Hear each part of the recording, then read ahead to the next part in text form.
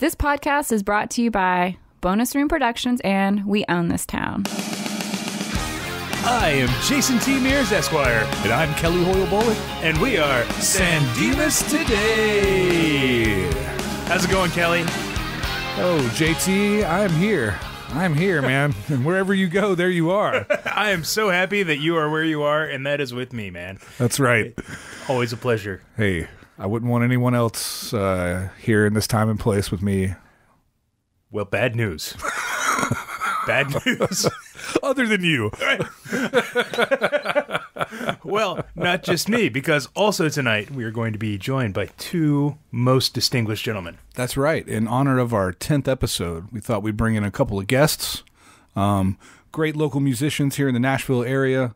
YK Records artists. Cody Newman, Mike Shepard. They've been playing around the scene for a long time. I know Mike founded and helmed the band Apollo Up, which was one of my favorites in college, and he now plays in the Tower Defense. So good. Yes.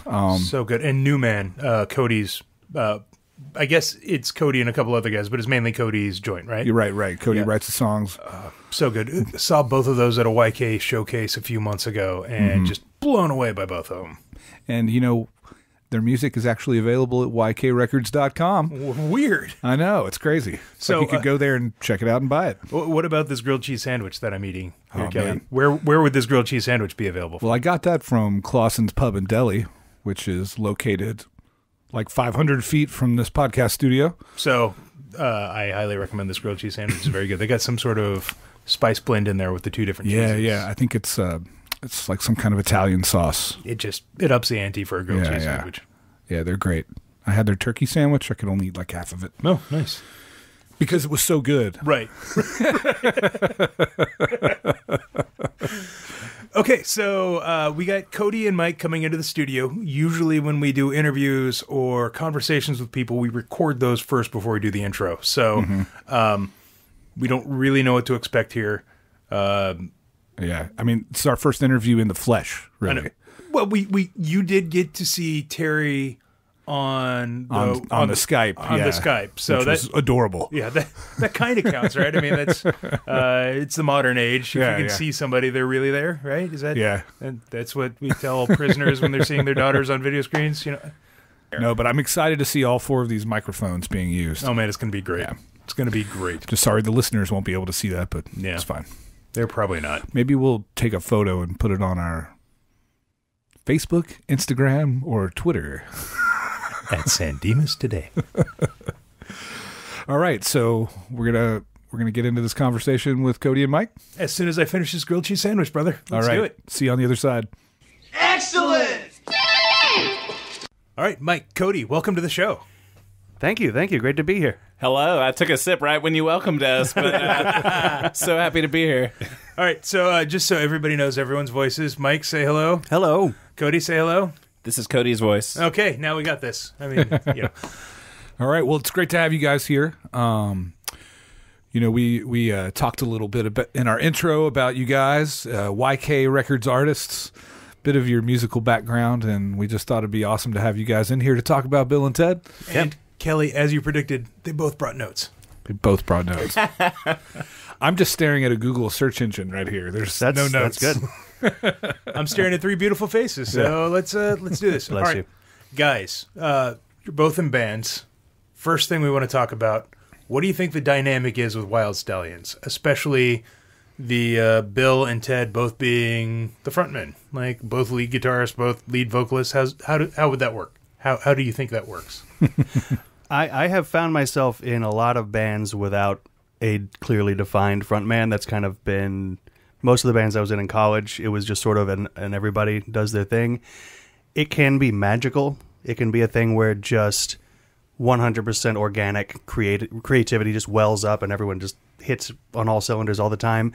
It can also be one of the most frustrating things in the world because you're just kind of sitting around staring at each other waiting for something to happen and just... That sounds like Bill and Ted. Yeah, I relate to the Wyld Stallyns quite a bit because it's super fun to get together with your buddies and bang around on guitars and stuff. But you reach a point where it's like, okay, well, what's actually going to happen out of this? What's coming out of this? What's the goal? You know. Mm-hmm. Do you think they were both like waiting on the other one to step up and like run the show, and maybe that's why they never wrote a song? So maybe that's going to be a point in Bill and Ted Face the Music, the third one. Ooh, tantalizing. Yeah. No one could just step up and be the front man and take control. Right. I mean, I feel like Bill would have if someone was going to, or at least would have prodded Ted into making the move. But yeah, I think that there's a sort of like native intelligence to them, but also just like some sort of oxygen deprived, just certain sections of the brain not working. And I think that like the part that's like, well, one of us should take the lead here, it just would never occur to either one of them about how to get that started. Yeah, well, I remember listening to our earlier episode of your podcast where y'all talking about how they were basically the same person. Like, there's no difference in the way they think and act.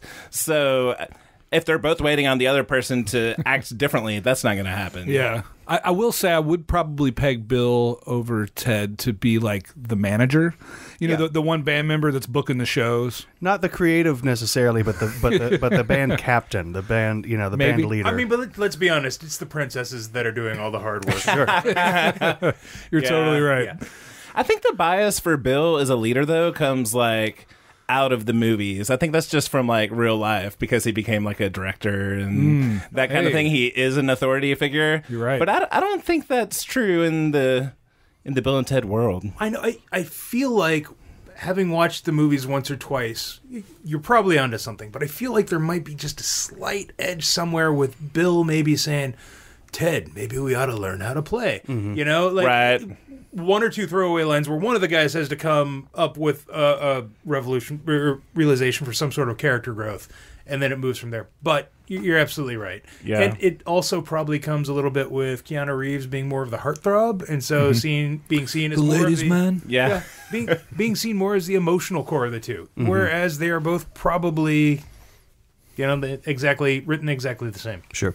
Yeah, I was watching the threat of breaking up the band. It felt like, remembering being young and not that young. I've been in bands that broke up because someone was moving away, or it's a lot easier to talk about that emotionally and about how like that impacts the band and how that impacts the band dynamic than it is to talk about like, man, this really hurts. I'm going to miss you if you move to Alaska and have to go to military school. It's like, what about the band? How's this going to impact the band? It's like a really handy metaphor for talking about male feelings, and if one isn't properly acculturated to talk about feelings in that way with other dudes. That is absolutely 100% insightful. Yeah.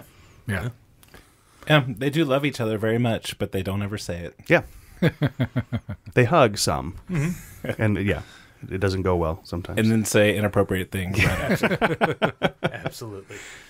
I sometimes have wondered if the proposal scene in Bogus Journey, where they're doing it at the same time, saying the same thing, that really they're doing it to each other. That's a really interesting. Yeah, that's really who they're talking to. I already feel like they're fully committed, though. They don't. They're already there. They're already there. It's the kind of relationship that doesn't require a verbal statement of commitment because it doesn't occur to either party that they would ever be apart, that they would ever have a life apart or do something apart. And so the idea of physical separation pulling their collaboration, their partnership apart is just unthinkable. It's a kind of death, it's.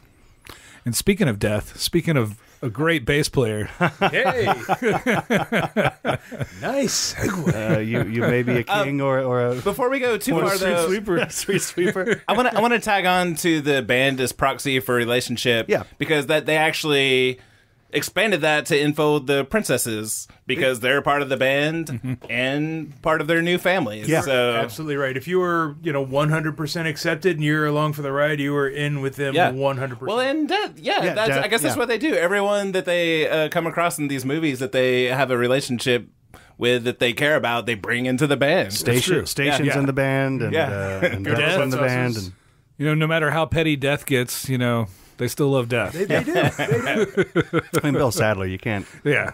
How big do you think the actual final version of Wyld Stallyns is going to be? Assuming we get to see the real Wyld Stallyns that made records. I'm assuming in the every next show movie. is either it's going to be like Rusted Root times We Are the World.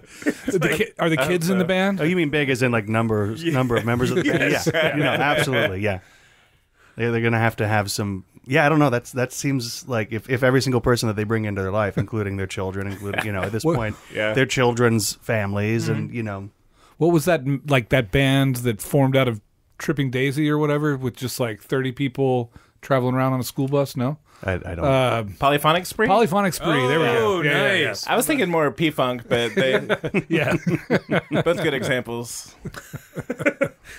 You look cool. Join my band. So Death? We were talking about this earlier. We don't know if the sequel will really include that whole kind of credits montage at the end of Bogus Journey, where they're going through all these things. Death quits the band and then rejoins the band right after trying to go solo. So that's canon. So, Mike, Cody, are you guys up on like the latest news with Face the Music? Kind of what the I know they're in pre-production. yes, Supposed to be released in 2020. as far as like plot goes, are you familiar with? A little bit. They still haven't written that special song yet. Right, they haven't written the song. They evidently have daughters. Death is going to be involved. So, okay, just want to make sure we were all on the same. page. Yeah. No spoilers. Yeah. Okay. I spend most of my downtime reading entertainment blogs, so it's I know about most movies that are in production, whether I want to or not. We might see some loved historical figures again, perhaps. Perhaps. That'd be great. Oh, this is a question I have for you guys. Which rock acts do you think Bill and Ted will try and get help from and Face the Music to write the song? And I want two predictions here. I want like who you would actually like to see them get help from, and who do you think they will actually use in the movie? That's really interesting because if you think about like how much the producers of the film will have a say in that casting, and like they're like, well, we want Yngwie Malmsteen and we want Neil Peart and we want and they're like, nobody knows who those people are. No children will want to go see that movie. You need to get Adam Levine in there, and you need to get Flea in there. I guess Flea would kind of make sense. I hope they make up a character. Yeah. Like somebody from the near future. Mm. Well, yeah, because it will be. I guess it could be in the present day, or it could be set in the near future. I don't know. Do we know anything about the setting? It's going to be set in present day. Yeah.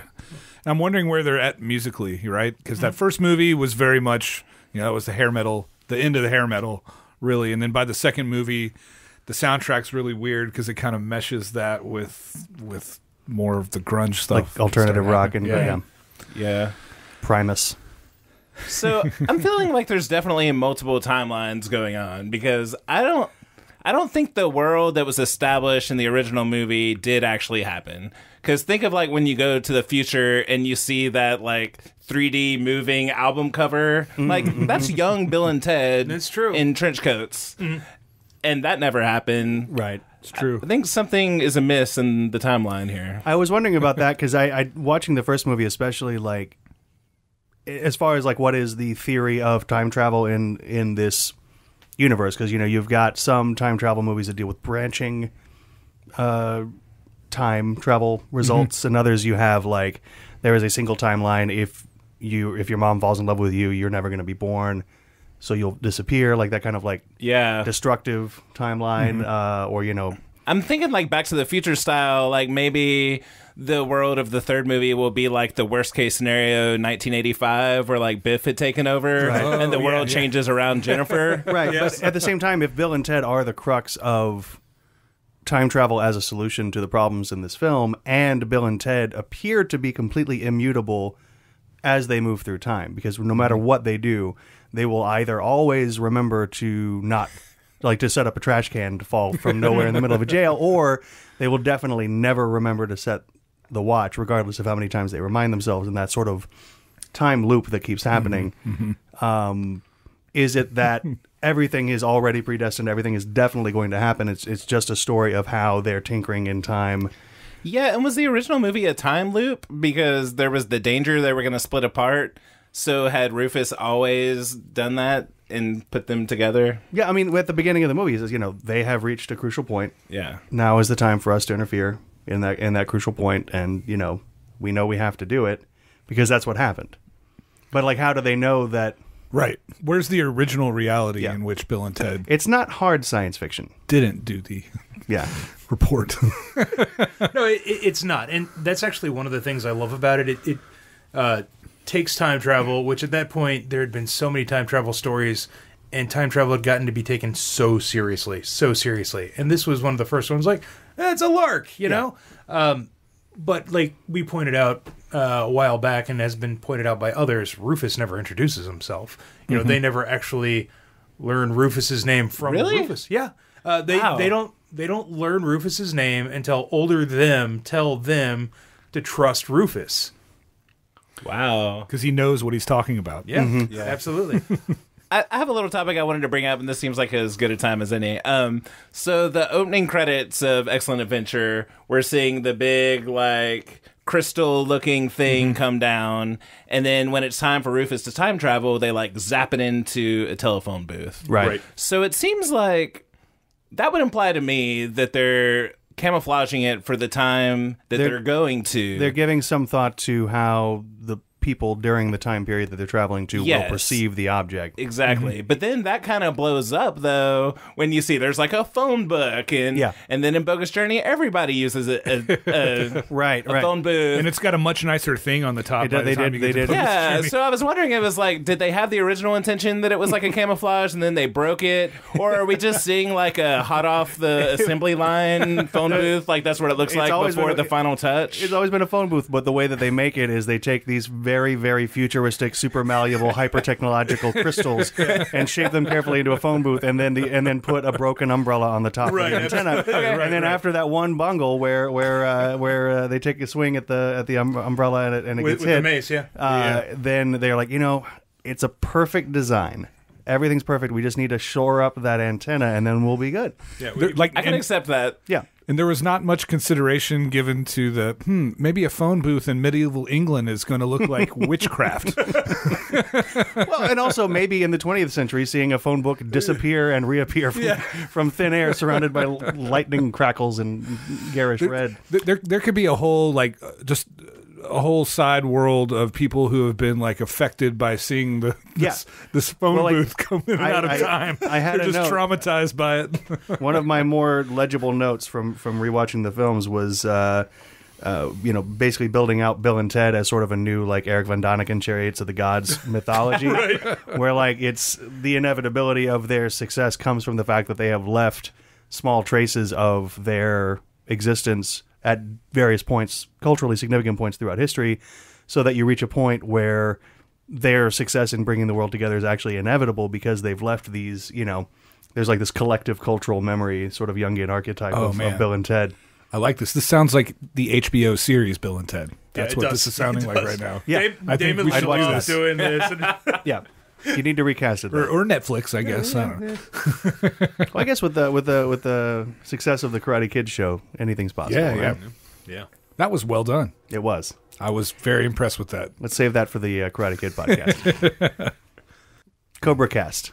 Cobra Cat. Oh, all right. So stay tuned for the new podcast on We Own This Town from Mike Shepard. We talked about Bill and Ted. It's a spinoff.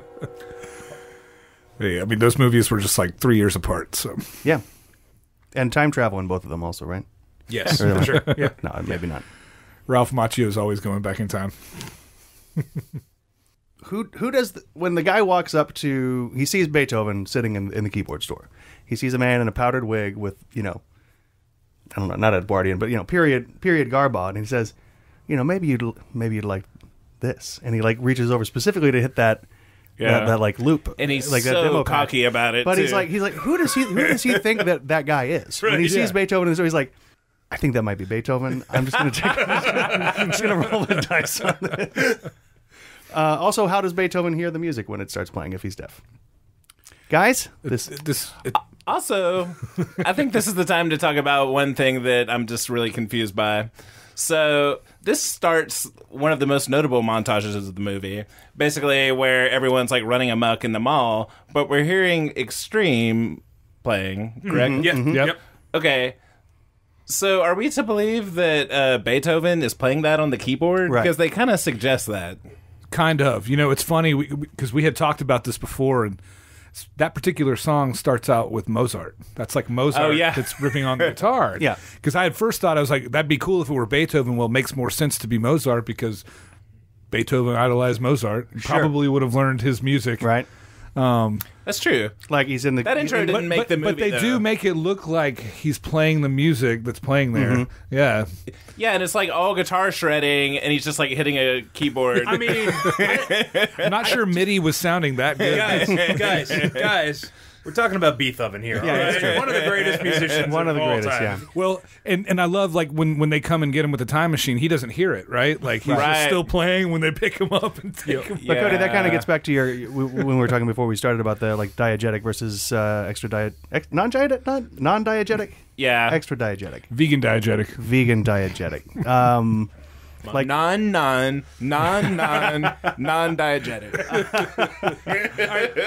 And Cody, I'd never heard this term before, so explain what diegetic is again. So that is basically music that the characters can hear. Okay, cool. Yeah. yeah, and that is So it really exists in that world. yeah. and there seems to they seem to kind of play fast and loose with that. They blur series the of things. lines Yeah. on that a lot. Another one we were all talking about is the end of Bogus Journey. Like, are we hearing Wyld Stallyns? Have we heard them? And do they sound like Kiss? Yeah, Yeah. I think so. I mean, because right? if not, they may not be the best band. They time travel to learn. What do they study with Van Halen? Right? Yeah. To me, that's like the biggest Finding Forrester moment of these movies, and where like Sean Connery stands up and he's reading the work of art, and then the music swells up, and you don't hear what the greatest thing is because somebody punted. They're like, we're not going to be able to get the greatest song, so let's just plug in this Kiss cover. Also, I want to mention that that's really good blending of the Steve Vai guitar solo intro of God Gave Rock and Roll to You, and then it blends into the Kiss version. Yeah, Yeah. Because I didn't know those were two separate cues, but I was pulled up the soundtrack earlier and was Nice. listening Yeah. to the Steve Vai. I did. intro, yeah. So in high school, we did little videos for school projects, and one of the ones that we did was like to get out of writing a paper for English class, you just make a video with your buddies, and we did one that was Bill and Ted go back in time and save Julius Caesar, and that was like, so we used like a few lines from Julius Caesar, and then like had Bill and Ted come in, and I was Ted because I had brown hair, and then we used that cue. We used the Kiss song from the soundtrack as the closing credits movie for that terrible video that we made, and I didn't know until then because I didn't own the CD, but my best friend did, and so looking at the CD case, I was like, oh, this is Kiss? Really? Like Right. I had no idea. I think that I thought it was an original song written for the movie. What? And it's Kiss covering Argent. Yeah, Argent. Yeah. So that's even more bizarre. Yeah. Which I did not know that for years and years. Yeah. Yeah. So I feel like another option for having heard Wyld Stallyns is in the original movie when they go to the future, and it's just like the really dreamy like guitars and so forth, and they're like excellent music or whatever. So I also wanted to see what you guys thought if that was diegetic or not. So I looked that up on the soundtrack, and that song is called "In Time" by Robbie Robb. Oh yeah. And One of our favorites. I'm just wondering, like, in the future, do they love Robbie Robb? I mean, Or- you know what? I'll tell you this much, Cody. In the present, they love Robbie Robb. Well, I was thinking like if in the film we're to assume that that's actually the music of Wyld Stallyns, or like the music that Wyld Stallyns has somehow inspired through their world shaping, And I think that's the one I kind of Yeah. thought. What would it be like to hear as a child, as a teenager, like the music you'll be making in 20 years? Like if somebody played that for you and like didn't tell you what that was, and they're like, that's you. That's And, Yeah. and that's decidedly not heavy metal. Right? No, I mean, certainly not.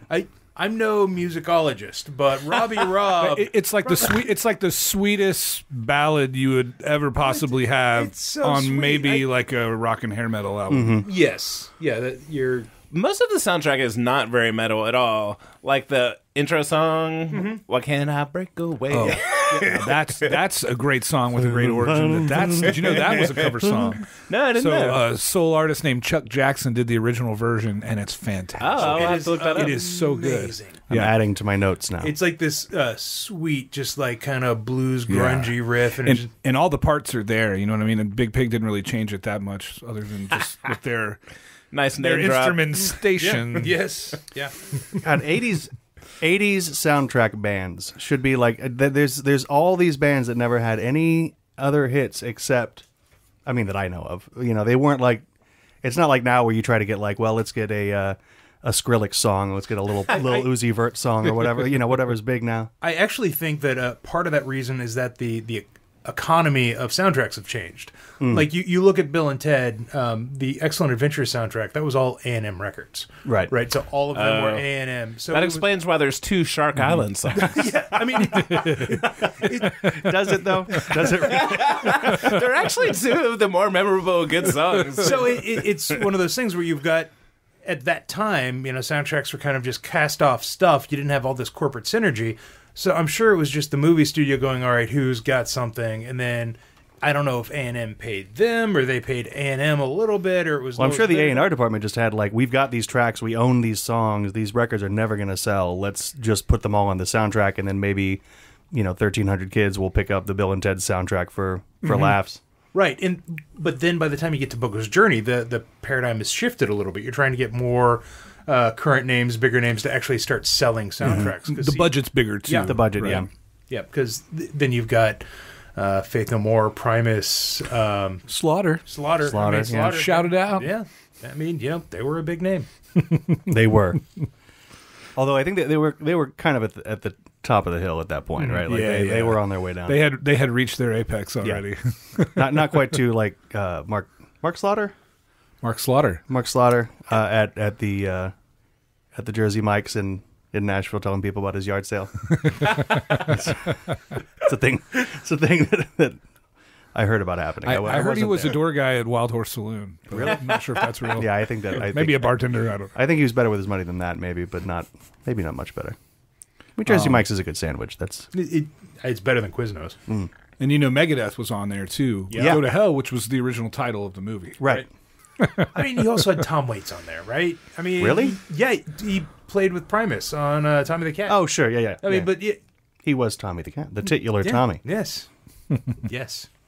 Man, I loved Primus. Oh man, so did I. I was like, that was prime time for me and Primus. Frizzle Fry and Sailing the Seas of Cheese. That was good stuff. I'll even go to Pork Soda. Oh yeah, we were at the third Lollapalooza when Primus. Yeah, I was there. Torn on Pork Soda. At Starwood. Yeah. Yeah, for sure. Witnessed my first mosh pit with Rage Against the Machine.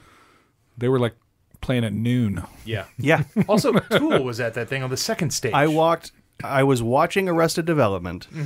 I stood up, walked past Tool to go get a burrito, and then walked past Tool again, went back and sat down and finished watching Arrested You Development. saw Tool on one of their first tours. Yeah. Well, I saw them again at 328 with Failure and Flaming Lips, and that was good too. To be young in Nashville. Waxing nostalgic here. It's great. I loved seeing Bill Sadler pop up again at the end when they were showing the different shots of people around the world reacting, and I was like, My word. "Oh, that's Bill Sadler." Yeah. I have come to love Bill Sadler as like a genre character actor so much. He's great. He's amazing. Disturbing Behavior is a kind of a body snatchers movie, like post Scream. Okay. Like I've not seen that. I love it. I think it's one of the best, definitely one of the best teen horror movies of like 1996. Okay, so of that year. Was that Body horror. Specific. was that Katie Holmes? Katie Holmes, what's his name? Elijah Wood, was he in there? No, Nick Stahl. Nick Stahl. Oh, Nick Stahl. And Terminator 3. yeah. Nick Stahl and James Marsden. Oh yeah. But then the 1-2 punch of great genre character actors, Bruce Greenwood and Bill Sadler, are the Nice. authority right. figures in the film. Okay. Well, Bill Sadler's a heavily accented janitor who loves Kurt Vonnegut. That's a plot point. Ooh, Wait, nice. no, I have seen this. I saw it in the theater. I have it on Blu-ray. My wife hates it. It's great. I was really heartened when Bill and Ted and Death were having their showdown, with playing the games to each other. Playing games to each other? Is that a thing you say? With. Oh, that's the preposition I was looking for. Such sportsmanship on the part of Bill and Ted at the end when Death is kind of bummed out that he's lost. And they're like, "Man, you did really good. No, that was great." You know, there's such lovable lovable They characters. are, and they do that with almost everyone they meet. They, Yeah. they say something like super complimentary to them. And it's just a great way to go about living your life. You know, it's like, hey, Kelly, your glasses are looking really clean today, brother. I appreciate that about you. You know? Cody, that is an excellent shirt. Mike, thank you so much for being here. Yeah. Really showing up. It's also a nice shirt. I didn't want to do the shirt thing. Yeah, It it's is fine. a very nice shirt. I mean, you would think that they could essentially just win over anyone who thought that they didn't like them. They do. Right? I mean, Like, they just do. Maybe we open Face the Music like it's Uncle Dimas, you know what I mean? Yeah. He's the only one that never gives in. He's the babysitter. Yeah. He always hates them. Yeah. But he married Missy, so she'll soften him up. That's what I'm thinking. You know, it's interesting. I've been rereading the comic books that were written by Evan Dorkin. Yep. And that post-credit sequence with all those newsreels and stuff had to be written after, like, added in after the script was completed. Because in the comic books, like, none of that stuff has ever happened. Like, Right. Missy's still married to Mr. Logan, or Captain Logan.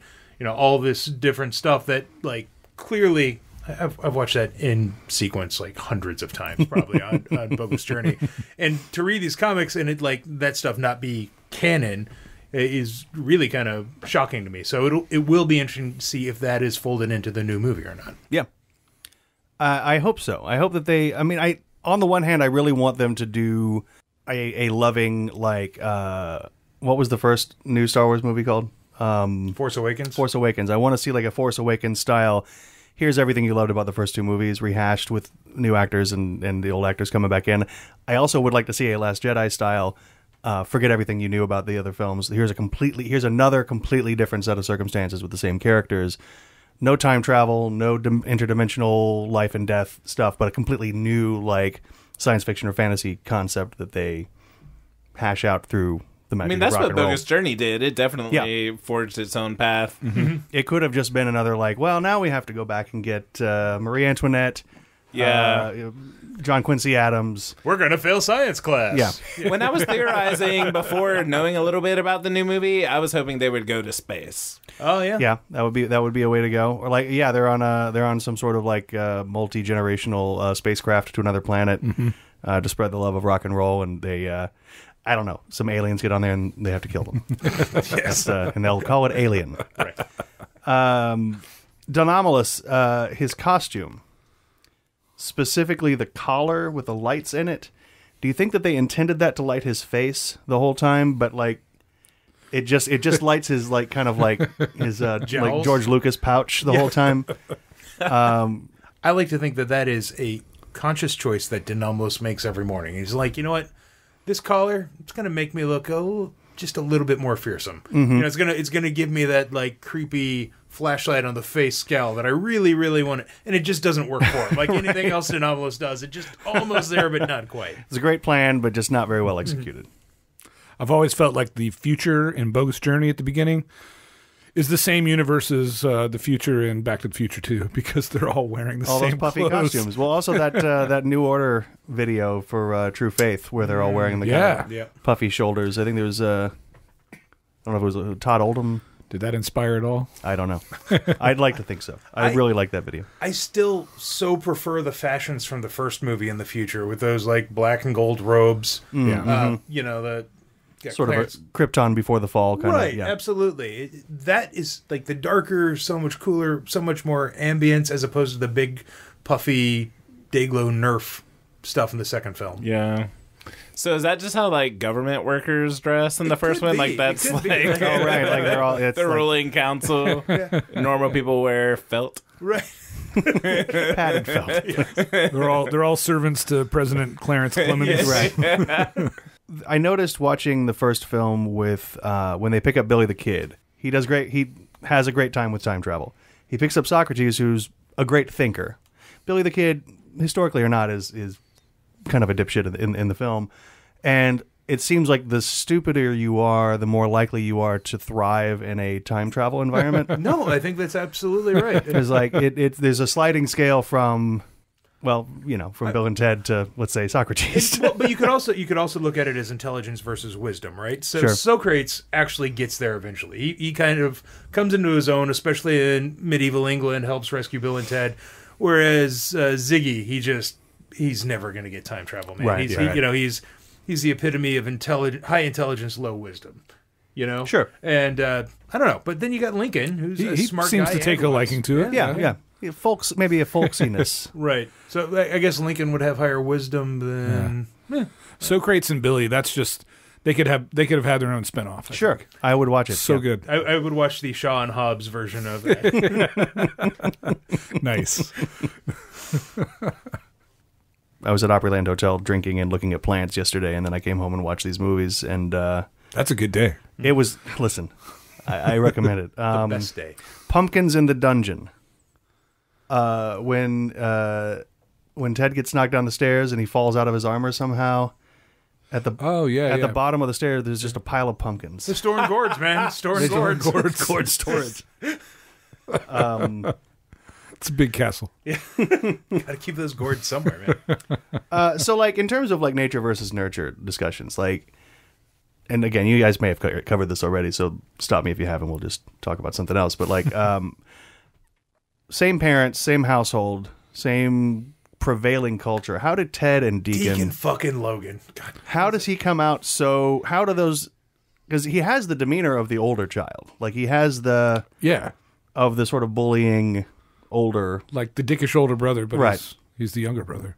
Do you think that there's? I don't know. Should we write some fan fiction about Oh, the yeah. event that? We've had theories on Deacon. First of all, he's just dressed really nice. He's got an expensive watch on. He's dressed like an adult. He's like a little bowling yuppie. with twins. Yeah. Dude is clearly a drug dealer. Yep. I mean, clearly a drug dealer. That's the only. I way saw it's that happening. episode title. I'll go back and watch Yeah. that one. Yeah. It is odd. I feel like maybe when Ted's mother left, there was some sort of disconnect with Captain Logan, and I'm just assuming she left. I don't know. She could still be there, and then Ted's father took all of his aggression out actually on Ted, Right. And kind of Deacon went under the radar, but got the lay of the land and was like, if I'm going to survive in this hostile environment, I Right. need to. Yeah. Or And Ted, he plays sports too, so Yeah. he's an Yeah. athlete. Right. Yeah, he goes. That day he went to the water park. He was hitting Played baseballs in the baseball. park. He's bowling. Like Did Deacon go to Waterloo? no, he didn't. You're right. Yeah. You're right. I mean, I'm just going to call you out on that. Yeah, Mike. listen. I was drinking and looking at plants all day. Maybe talking about like in terms of like the parental relationships. Maybe because Ted may have been raised more by the mother, and so there's more of that sort of like cherished star child, like be freed. You know, Yeah. do as What, you will. what and mother? What mother? That's Exactly, the yeah, thing. that's the the motherless. Do you think their mothers were best friends? Prequel. Well, I mean, because neither biological mother is in the picture at all. That is true. That is absolutely true. So yeah, I hope that there's a backstory, like a cold open in the third film, that deals with maybe the mothers are also traveling through time. That could be an interesting callback because I know when we talked to Chris Matheson, they were gonna maybe add like Ted's mom in off screen. She was just gonna be like bedridden and really fat or something. Yeah, and yeah, they just yeah. scrapped all of that. And he was just kind of like, we don't really know why we did it. That's just how it turned out, right? Right. Like, Right. And you know what? I think it's better for it. I think that there's already a lot going on. and Yes. it lets Missy shine. It does. It does. And does she shine? Yes. Yeah, she does. That was rhetorical. I'm sorry. She's actually a pretty caring mother too. Sure. Going back and watching, like Yeah. she Not was only really caring, great. but she's like responsible. Yeah. She's Yeah. on Bill to actually do his chores. You know. Yeah. Like, Yeah. Takes him to help commit like a crime, like Sure. busting all these guys out of jail. Picks him up from school. I mean, yeah, Missy's got your back. she does. She does. Kind of clueless about social clues, like making out in your son's bedroom or whatever. it's like true. that's well, yeah. What else you guys got? Got anything? Yeah, I just made some note of like some of the music cues that I liked. No, let's talk Yeah, about that. yeah. Great. excellent. Some good David Newman moments. Yeah, there's some great David Newman moments. So he actually does a great job, I think, of like taking you into all these like mini subgenres. Like whenever they go to a historical era, it's the soundtrack of a movie that would take place then. And he did a really good job of like kind of jumping Yeah. style. Like the the Billy the Kid stuff is awesome. Very like large Western sounding. Aaron Copland stuff. Yeah. Yep. The medieval stuff is pretty involved. My favorite I was mentioning earlier is the very 80s sounding score, like when at the Circle K after they've met themselves. Like there's some very cool like inspirational stuff. You can buy those soundtracks on iTunes. Yeah. You can get both David Newman scores. You can't get the like actual like music like songs from the soundtrack, like the original motion picture soundtrack, but you can get the David Newman scores. Totally worth it. Yeah. Guys, it's been great having you. We you really both. enjoyed this. This was a lot of fun. It's been really great, and loved having some fresh perspectives on here. Yeah. I'd like to spend some time reading the comic books and then maybe come back and talk about those, because I loved those comic books as a kid. Yeah, the Evan Dorkin stuff is just great. I was researching this today because hopefully we'll have an interview coming up very soon with somebody that this might be pertinent to. But they actually, Boom Comics did 2 other limited series of Bill and Ted, like kind of recently, which I've never seen or read, but I'd like to check out and just see what somebody else did with the property. But the Evan Dorkin stuff I can't recommend highly enough, and you got to go back and read it. Yeah. You can borrow it. If Okay, you like. right on. If you don't want to throw Evan Dorkin more money, it's whatever. It's up to you. I used to have I bought them monthly at the comic book store. Like that was in my hold box. I was real into because I loved Dorkin stuff on Milk and Cheese. That's yes, yeah. Milk So and Cheese coming is great. Although I honestly can't remember if I came to Milk and Cheese through Bill and Ted or vice versa. I don't. I'll cop to the fact that I did. Evan Dorkin got me into his earlier stuff by doing the Bill and Ted. But it's a gateway drug. yeah, absolutely. Sometimes it's worth it to take those mercenary gigs. Just saying. Well, it was an honor to be asked to participate. Yeah. Talk about 2 of my favorite movies of all time. Well, it's great to have you guys. We did mention in our intro, we stumped for you a little bit. Let everybody know that you can buy New Man Records and Tower Defense Records at ykrecords.com. That's right. And, of course, we always love to thank Michael Eads, who helps put our podcast out there for everyone through We Own This Town. He runs the best record label in Nashville, or anywhere for that matter. Absolutely. At least in my Thank you, experience. Michael. Thank you, Michael. Our benevolent benefactor. I want to thank Scott Bricklin and Scooby Tunes Music for the use of our excellent theme song. Walk away. Yeah. And, hey, Kelly, be excellent to each other. All right, guys. Can we do it all together? Yeah. Party on, dudes!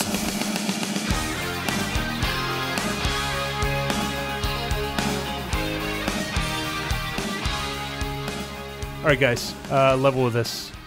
What are if you had to go to your own personal hell, what would that personal hell be?